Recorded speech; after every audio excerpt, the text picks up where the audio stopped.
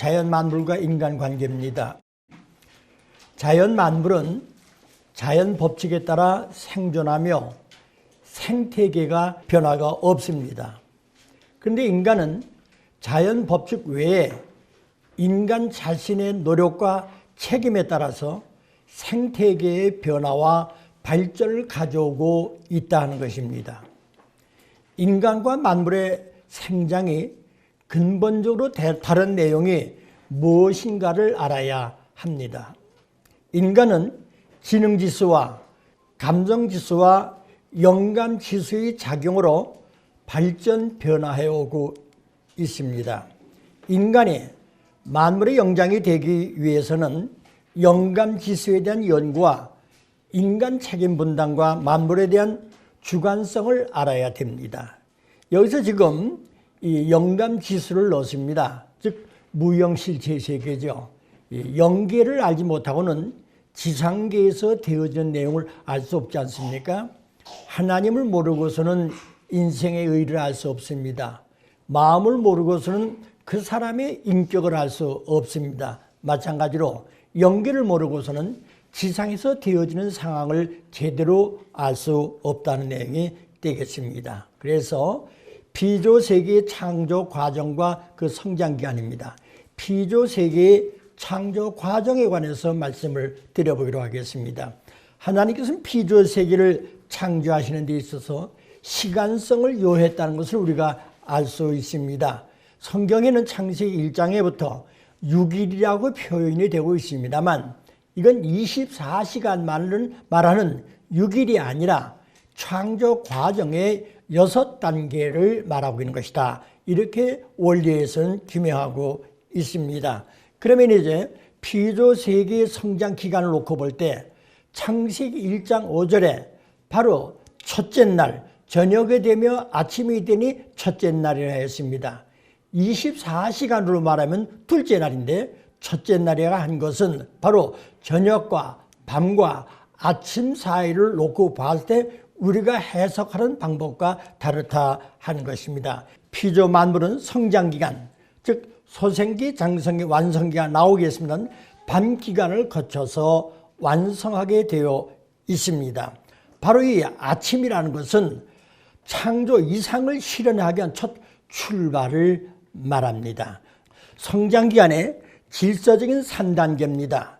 피조물이 성장하기 위해서는 소생기, 장성기, 완성기라는 질서적인 3단계를 거쳐서 완성하게 되었다. 이해를 돕는다면 씨앗을 심으면 싹이 돋아나죠.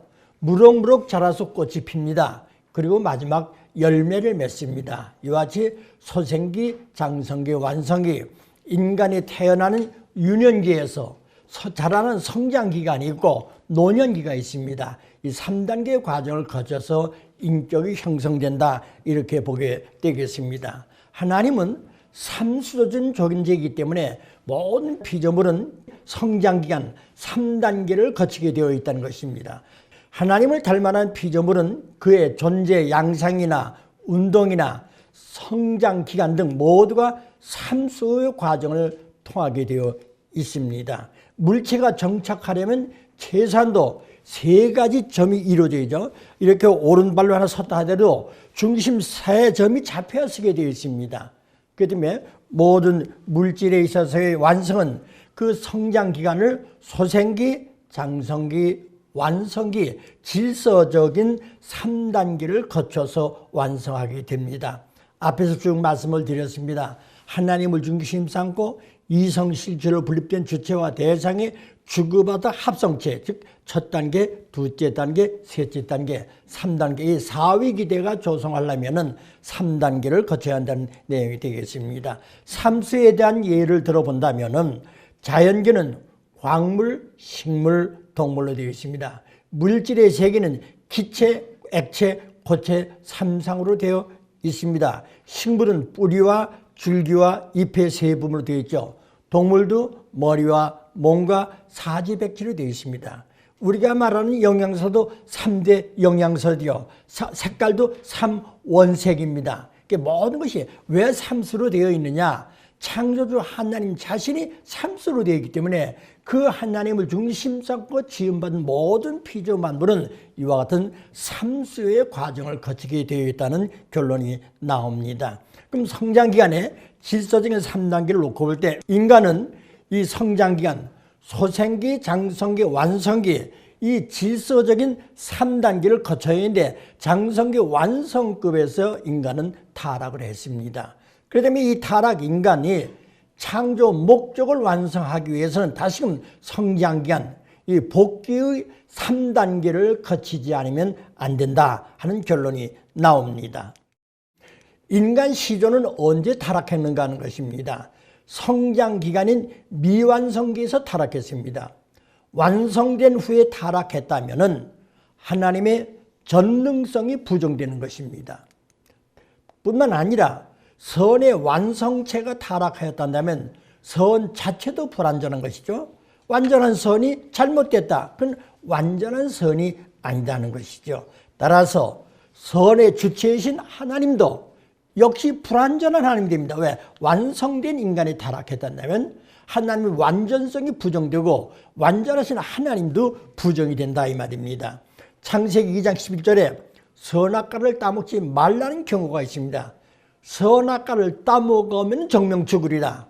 선악과를 따먹지 않으면 사는 인간이요, 따먹으면 죽는 인간, 즉 미완성 단계에 있었다는 것을 이해할 수가 있습니다. 이런 것을 미루어 보아 인간 시조 아담은 미완성기에 있었음을 분명히 이해할 수가 있습니다. 그럼 여기서 이제 간접 주관권 말이 나옵니다. 이 모든 만물이나 인간은 바로 이 성장기간이죠. 성장기간을 거쳐서 완성돼야 간섭하기 때문에 하나님은 간접 주관권 또는 원리 결과만을 받고 주관하는 원리 결과 주관권이다. 그러니까 분명히 아실 것은 이 성장기간에 있는 인간들 하나님이 간섭합니까 안 합니까? 안 하십니다. 예. 만약 그 성장 과정에 있는 인간을 간섭한다면 하나님이 인간에게 책임 부담을 주실 필요가 없고 하나님의 창조성을 부여할 수가 없습니다. 이 원리에서 아주 핵심적인 내용이죠. 인간 책임 분담. 그래서 그 책임 분담에 대한 한계를 또 한번 이해해 보기로 하겠습니다. 모든 만물은 원리 자체의 자율성과 주관성에 의해서 성장하고 완성되게 되어 있습니다. 인간도 마찬가지입니다. 원리 자체의 자율성과 주관성 외에 인간 자신에게는 책임 분담이 있어가지고 성장 기간을 거쳐서 완성하게 되어 있다는 겁니다. 결국 이 인간의 육신은 자연 만물과 똑같습니다. 이 인간 육신의 성장은 원리적인 자율성과 주관성입니다. 시간이 가면은 어린아이가 청소년이 되고 장년이 되고 노년이 되게 되어 있습니다. 원리적인 자율성과 그러려면 영양분, 음식을 먹고 운동을 하고 하면서 자기의 건강을 유지해 나가야 된다 이 말입니다. 그런데 그 몸을 주관한 주인이 누구냐 이 말입니다. 마음입니다. 그 마음은 내 마음이 아니라 하나님의 마음이 되어 있다 이 말입니다. 하나님이 들어오셔서 하나님이 창조하신 이 인간의 육신을 관리하고 이끌어가도록 역할을 해야 되는 것이죠. 그러면서 인간에게는 책임 분담이 있다는 것입니다. 보세요. 이 자연 만물은 100년이 가든 1000년이 가든 생태계의 변화가 없습니다.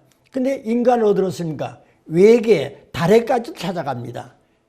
인간은 모든 만물과는 저는 차원이 다른 뭐가 있다고요? 책임 분담이 있다는 겁니다. 근데 언제나 내가 맡은 분야에 대한 내가 하루의 아침을 출발하면서 오늘의 하여야 내 책임이 무엇이냐? 잠자리에 들어가면서 오늘의 내 책임을 중심 삼고 몇 프로 달성했느냐? 되새겨본 것도 중요하다고 봅니다. 인간에게 책임 분담을 왜 주셨을까요? 그 이유가 뭐냐 하는 것입니다. 결국 인간은 이 성장 기간을 책임 분담에 의해서 완성하게 되겠습니다. 이 책임 분담은 하나님의 창조성을 부여하기 위한 것입니다.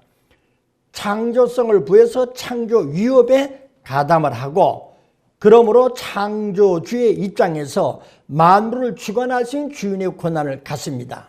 자, 인간에게 책임 분담을 왜 주셨다고요? 창조성을 부여하기 위해서. 그러니까 창조 위협에 가담하는 건 그건 두 번째예요.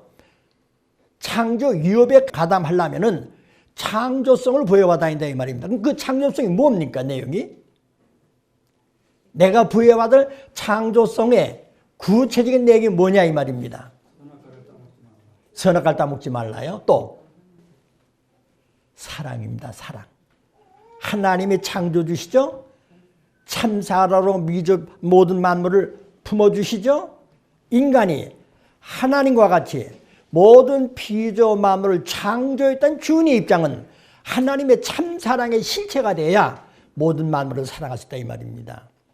때문에 창조성을 부여받는다는 것은 참사랑의 실체, 인격자가 되는 겁니다. 그러니까 우리가 신앙에 있어서 그 핵심적인 그 핵심을 집어내지 못했을 때 두리뭉실 신앙이 되다 보니까 가다 보면은 자기 소리하고 엉뚱한 방향으로 나가게 된다는 겁니다. 이제 우리는 원리가 반포된 지 벌써 50년, 60년이 돼가기 때문에 이제는 원리의 핵심적인 요점들을 뽑아서 내 양식으로 삼아야 됩니다. 자, 이와 같은 빌딩, 이와 같은 건물을 건축하지 않습니까? 자, 하나님이 인간에게 책임 분담을 주신 목적, 그 내용을 다시 한번 알아보겠습니다. 하나님의 창조성을 부여하기 위해서 인간 스스로 창조성을 창조한 조건이 되어야 됩니다. 하나님이 인간에게 창조성을 부여해 줄 수 있습니까? 없습니까? 이것이 여러분들 자녀 교육의 골자가 되는 겁니다. 자녀를 낳아서 키워주고 학교 보내주고 등록금 대주는 건 부모의 책임이지만 공부해가지고 성적을 올리냐, 합격자가 되냐, 낙제생이 되냐, 그건 자녀의 책임입니다. 그 책임 해줄 수 없지 않습니까? 부모가 자동차를 사줬습니다. 자동차 운전 면허증은 그 자녀가 따야지 부모가 운전 면허증을 다 줄 수 없다 이 말입니다. 바로 하나님이 인간에게 부여하고는 창조성, 바로 하나님의 참사랑의 실체. 그럼 참사랑의 실체가 되기 위해서는 뭐를 느껴야 됩니까? 참사랑의 뿌리가 심정이죠. 심정을 채우려야 되는 겁니다. 그러니까 심정 채울이 안 되면은 사랑하는 것은 위선자가 되기 쉽습니다. 요즘 뭐 속담이들 칭찬은 코끼리도 춤추게 만든다는데요. 좋지요. 그러나 코끼리를 춤추게 하는 그 칭찬이 정말 마음속에부터 우러나오는 내용이냐, 외적은 너 좋고 나 좋은 형식에 의한 것이냐, 우리 이것도 생각해 봐야 됩니다. 창조 위협에 동참을 합니다.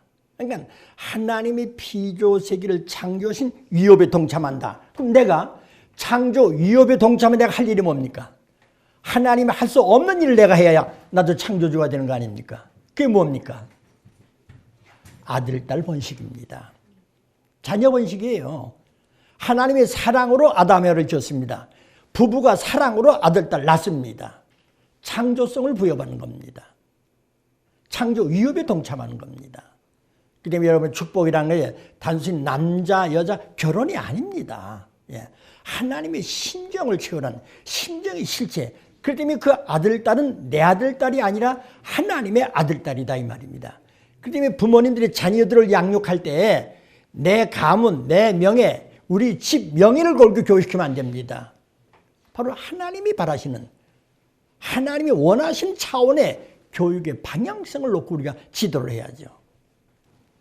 제2의 창조주로서 만물을 주관할 자격, 내가 만물을 창조했다는 입장에 서게 되죠. 왜? 하나님의 사랑을 가지고 내가 만물을 사랑하기 때문에. 동등한 가치권이 부여됩니다. 그래서 우리는 창조 목적을 완성한 인간은 첫째 무슨 가치요?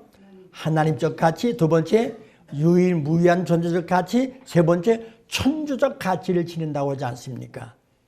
하나님은 우리에게 이와 같이 엄청난 가치를 부여했는데 돈 몇 푼 때문에 무슨 뭐 자기 명예 체면 때문에 유신 때문에 생명을 걸고 다투는 걸 보면 참 하나님이 얼마나 기가 막히겠습니까? 인간의 책임 분담을 완수하기 위해서는 어떤 조건을 갖춰야 되느냐? 첫째, 하나님과 하나 되어야 됩니다. 하나님을 모르면 벌써 그건 책임 분담에는 말이 나올 수 없어요. 두 번째, 원리와 하나 되어야 됩니다. 하나님이 이 피조 만물을 창조하신 설계도가 원리 아닙니까? 원리를 모르면은 축복 가정 생활을 하지만 외형적인 축복 가정은 될지 모르지만 내면의 축복 가정은 못 된다 이 말입니다. 자녀들 문제, 일가 친척 간의 문제, 사회적 문제가 쌓이고 쌓이게 됩니다. 이런 두 가지의 조건이 성립되어야 인간이 책임 분담을 완수할 수 있습니다. 하나님은 어떻게 우주를 창조하셨는가 합니다. 하나님이 심정을 지녔기 때문입니다. 왜냐하면 사랑은 외적으로 나타나는 겁니다. 그 사랑의 뿌리가 심정입니다. 심정은 마음의 바탕입니다. 그래서 그 하나님의 심정에서부터 우러나오는 사랑의 손길, 거기서 피조 만물을 창조하시고 주관하시게 되는 것입니다. 그래서 심정에서 생명이 나타날 수 있습니다. 생명이 있는 곳에 발전 운동이 벌어집니다. 창조에는 반드시 목적이 있습니다. 여러분 여기 오신 목적 있죠? 모든 매일매일 생활에 목적이 있습니다. 그 목적의 내용이 무엇이냐는 것이죠. 심정이란 본래 목적을 지향합니다. 하나님이 창조주로서 피조 만물을 창조하시던 창조 목적이 있습니다. 자, 그러면은 창조 목적과 존재 목적이 같습니까? 다릅니까? 이거 제대로 대답 못한 분들이 많습니다. 창조 목적과 존재 목적은 같습니다.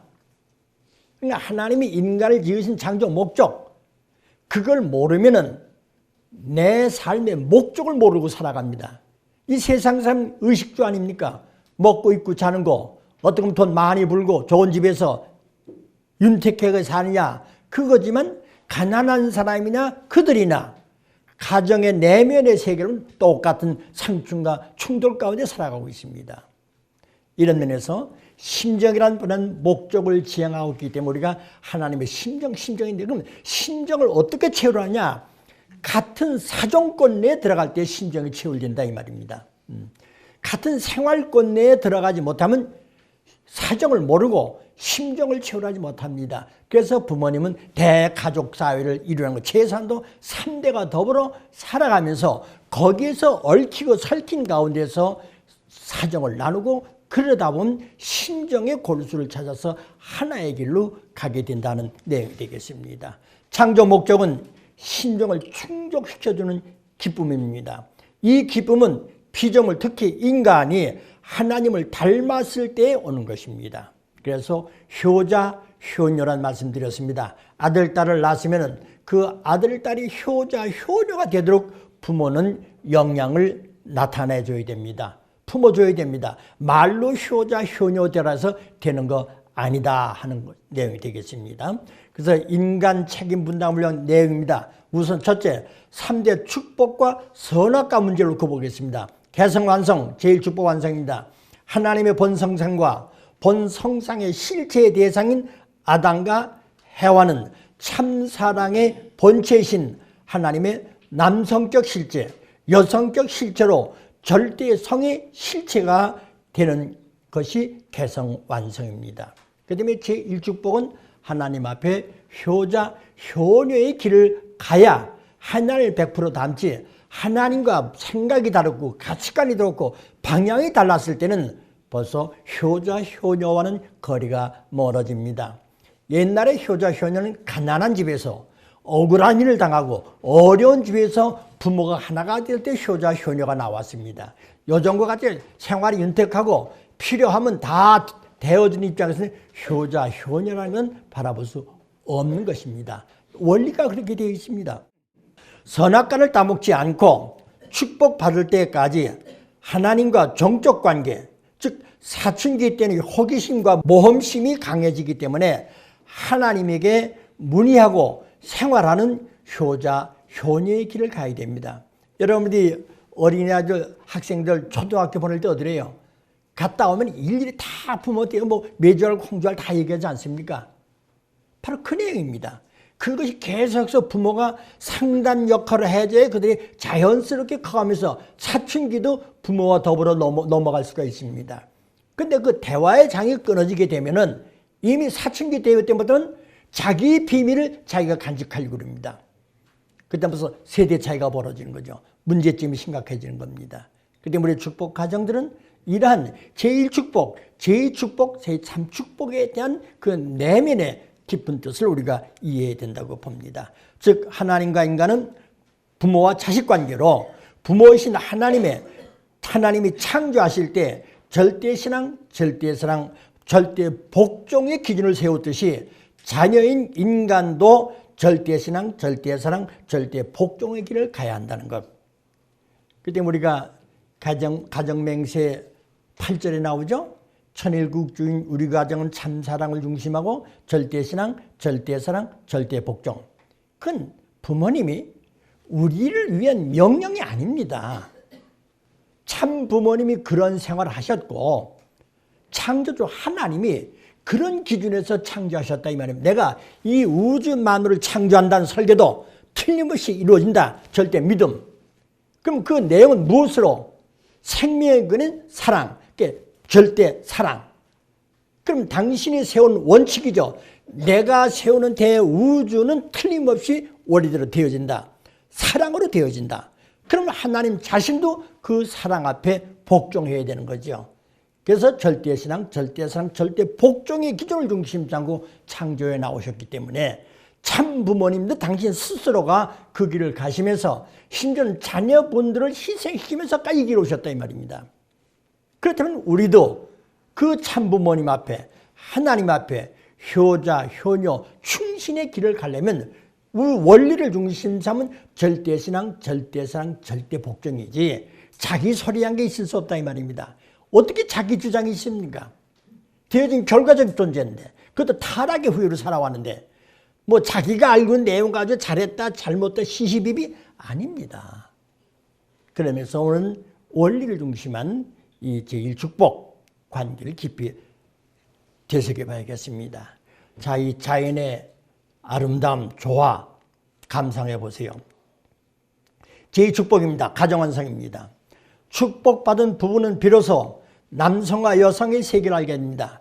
남자는 여성의 세계를, 여성은 남성의 세계를 비로소 알게 됩니다. 축복받은 가정의 자녀는 곧 하나님의 자녀도 됩니다. 왜냐하면 내가 개성완성한 하나님의 심정, 실체, 남성격, 여성격 실체이기 때문에 남성과 여성이 하나가 됐다는 것은 하나님의 이성 성상이 하나가 되었기 때문에 바로 그 사랑은 하나님의 사랑, 내가 낳은 아들, 딸들은 하나님의 자녀다 이 말입니다. 무조건 사랑 가운데 기쁨과 조화가 실현됩니까? 안 됩니까? 어디 우리는 사랑 노래하고 있습니다. 무조건 사랑만 베품 기쁩니까? 우리 이거 정리해야 됩니다. 사랑에도 질서와 법도가 있습니다. 사랑에 싹이 트고 심정 실체가 된 건 가정이라고 했습니다. 가정에는 할머니, 할아버지로부터 어머니, 아버지, 형제, 조카, 손자들 대가족이 살아갑니다.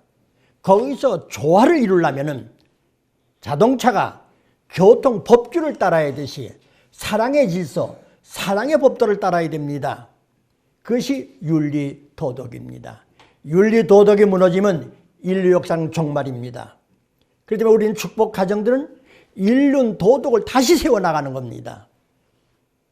우리는 새로운 이상세계, 선천시대는 사랑의 질서가 이게 없으면 다 무너졌습니다. 극도의 개인진 핵가족, 핵입니다.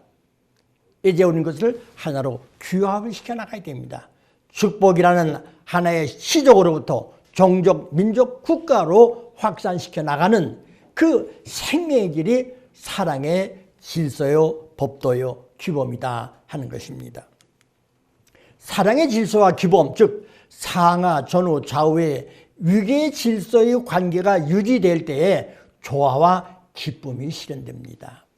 아마 할머니, 할아버지 되신 분들은요, 저도 그걸 깨닫지 못했는데 지금 젊은 아들, 딸들이 있습니다.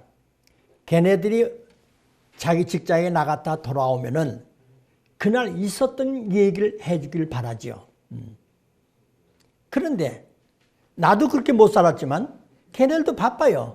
그냥 그런 관계가 자꾸 소원해지는 겁니다. 그러면 결국 노인들은 마음이 섭해지지 않습니까? 그러니까 이제 손자, 손녀를 데리고 그들과 더불어 조화를 이루면서 엄마, 아빠에 대한 설명을 해주고 그들이 엄마, 아빠를 존경할 수 있는 사랑의 법도 질서를 세워져 나가야 되는 것입니다. 규범이란 인간의 행위를 규제하는 이법이요, 원리로서 바로 도덕이요, 윤리입니다. 윤리 도덕, 이거 우리 잘 지켜야 됩니다. 탕감 시대에는 개척과 고난의 시대이기 때문에 그 예의범죄 찾을 시간이 없었어요. 부모님이 뭐라 하신지 압니까? 야 이놈들아, 전쟁터에 나가서 총칼 가지고 싸우는 군인이 밤시간 됐다고 옷 다 벗고 침대에서 잘 수 있어?